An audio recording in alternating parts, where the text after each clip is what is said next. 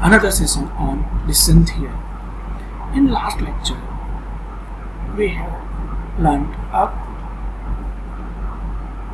decision making under a risk.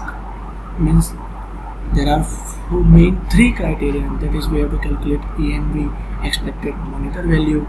We have to calculate EOL, that is expected opportunity loss value, and we have to calculate EVP, that is expected value perfect information. Means in last lecture we have calculated expected profit table, expected EMV, monetary value. In that we have to make a conditional profit table. Then after we find out the EMV, and that EMV we have to take a maximum value at which we have to get maximum profit. The same thing, the same funda we have applied in EOL also, but in that case what we have to do, we have to minimize the loss. So we have to make a conditional loss table, we have to calculate EOL, and from that EOL we have to select minimum value of the loss. Clear? Why? Because we have to minimize the regret. So we have to get the EOL and we have to apply that strategy. Today we will learn EVPI, that is expected value of performance perfect information. Means we have found out the perfect information. So what is EVPI? So it is a complete and accurate information about the future demand, referred to as a perfect information, would remove all uncertainty from the problem. Means we have to complete a accurate information for the future demand, and we have to remove all uncertainty from the problem, so we can get EVPI. So what is EVPI? So with the perfect information, the decision maker would know in advance exactly about the future demand. Means EVPI represents the maximum amount he would pay to get this additional information on which may be based on the decision alternative. So it find out the maximum amount he would do. Clear? So what is the equation for EVPI? EVPI is equal to EPPI, means expected profit perfect information minus the expected monetary value if EMV is there. The same in terms of EOL. If we have a EOL, if we have a expected loss, opportunity loss, what is the equation? EVPI is equal to EOL minus EPPI. Means always EPPI get a maximum in terms of profit and minimum in terms of loss. Clear? So from both the equation we can get a EVPI. Let's start example. Here the same example we have to take over here. Another example. Here records of demands of the items of first 1 month. The same example we have to take. Same data will be there, for only just we have to find out EOL, EVPI. So what we have to do for profit table EMV, what we have to do? EMV, we find out the EMV. So for EMV, what we have to do? Profit table make. How we make a profit table? So we have to we have a profit of 5 rupees per unit, and for loss 5 rupees per unit unsolved, right? So what we have to do over here? Conditional profit table. In conditional profit table, the demand is equal to the production. We have to find out equal demand, equal production. We get the same profit, and after that all the demand production is same, so we can get the same value. 500, 500, 500. Same we can get 450. Why? Because the demand is 100, 10 is remaining, so we can get the same profit table which we calculated in last lecture. We have to take the same. So next step, we have to consider the same profit table. We have to find out the expected profit table. Means the same, it is the revision part of the last lecture.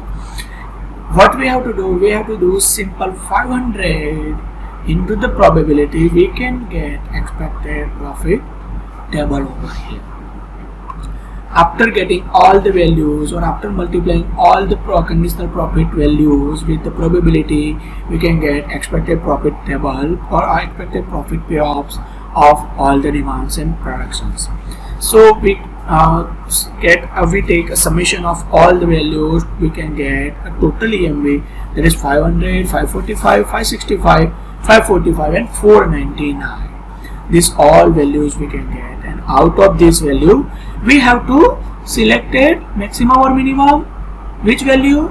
We have to select our maximum value for EMV, minimum value for EOL.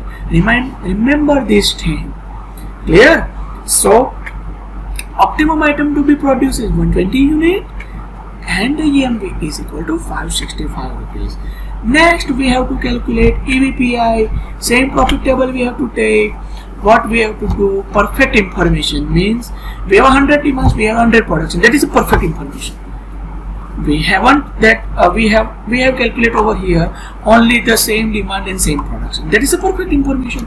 But we haven't calculate, or we don't consider a maximum demand with particular certain amount of production, or maximum production with certain amount of demand. We never calculate. What we have to take in EVPI value? Total demand is equal to total production. That sale or that payoff we have to calculate, or same we have to take the profit from over here, and that profit we will multiply with the probability. We can get a EPPI, that is expected profit tempo of perfect information. Means here 500 into 0.005 we have to get 25. Same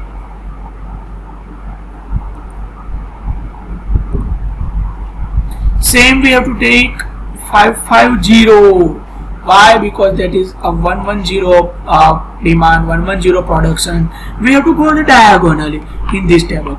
So we have get 136.7, means 550 into the 0.25 we can get this value. Same for 600, we can get 600 to 0.40, that is 0.24. Same here 655, 0.26 we can get over this value, and for 700, 0.04 we can get a 28. Now what we have to do for EPPI? We have to do a perfect information, means we have to calculate, we have to summation, we have to take a summation, we have to do a summation of all the diagonal value, means we have calculate for EPPI we have to take 25 plus 137.5 plus 240 plus 169 plus 28. We have got a EPPI as a 599.5. Means suppose you have a certain amount of demand, you have to produce a certain amount of production, you get a total perfect profit. Perfect information you have got perfect profit. Simple logic are there. So what we have to do for calculation EVPI? We have a EMV value, we have a EPPI value. Now we have to do a subtraction for EVPI. EPPI is equal to 599.5, EMV is equal to 565 rupees. So EVPI is equal to EPPI minus EMV, means 599.5 minus 565. We can get 34.5 as expected value of perfect information. Same thing whenever you have to consider a EOL table, same we have to calculate in terms of EOL also. So simple, this is the basic funda of EVPI. In next lecture we will learn a decision tree, that is the important part of the decision theory, and decision tree we apply in various games also. In playing a tennis, in playing a cricket, all expected we have to calculate decision theory. Means you have a base two options, and based on that base two option you have to find out that you have to make a decision tree. Suppose I have to apply this, I have to apply this, which type of profit or loss we can get. Clear? That is a decision tree. So in detailing we have learned in next lecture. Thank you.